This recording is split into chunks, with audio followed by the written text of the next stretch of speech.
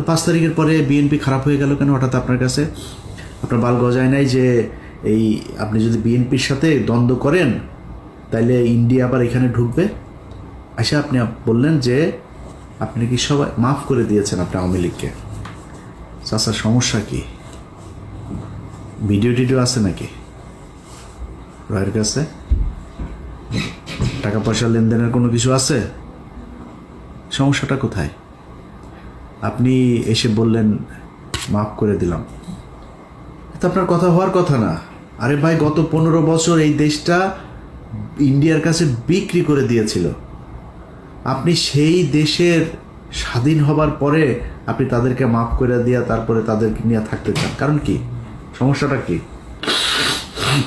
এটা তো বলা দরকার মানুষের কাছে। এ কোন কারণে, কি স্বার্থ দেখে বা কোন যুক্তিতে আপনি তাদেরকে মাফ করে দিচ্ছেন এত তাড়াতাড়ি? আপনি এখন তাদেরকে নিয়ে বসায়, স্টেজে বসায় তারপরে বক্তব্য শোনাবেন।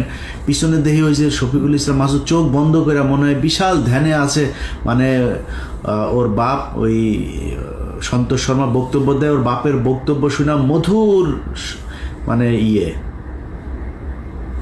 স্টেজে দাঁড়ায় রয়েছে, পিছনে বডিগার্ডের মতো, সোহরাওয়ার্দীর বডিগার্ড শেখ মুজিবের মতো ওইভাবে দাঁড়ায় আছে।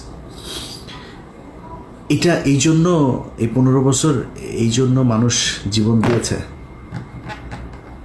আপনার এই প্রোগ্রামটা যারা অর্গানাইজ করেছেন তাদেরকে, সেই জামাতের নেতা যারা সন্তোষ শর্মাকে দাওয়াত দিয়েছেন, সেই ব্যক্তিগুলোকে একটু বলি যে মনে করেন আপনারা অলমোস্ট সবাই জেলে গিয়েছেন আমি যতটুকু জানি।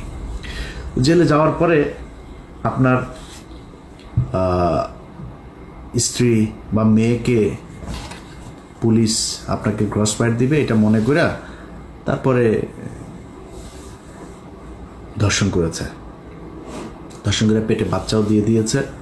অ্যাবর্শন তো আর করাইতে পারে না লজ্জায় শরমে। আপনাদের ঘরে যদি এরকম একটা বাচ্চা টাচ্চা যদি থাকে, মনে করেন থাকে, কেমন লাগবে?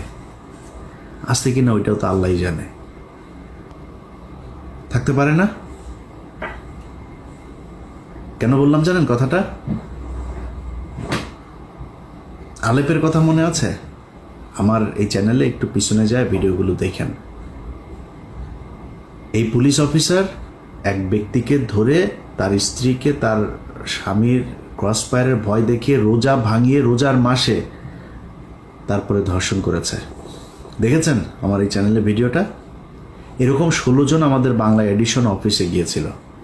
তো বাংলা এডিশনের কাছে যারা গিয়েছে ওরা তথ্য দিতে চায়, নাম টাম বলার পারমিশন দিচ্ছেন। তা বললাম নাম টাম কিছু যদি না বলি, কোনো পুলিশের নাম বলতে দেবেন না, ওরা লজ্জায় কারণে বলতে চায় না।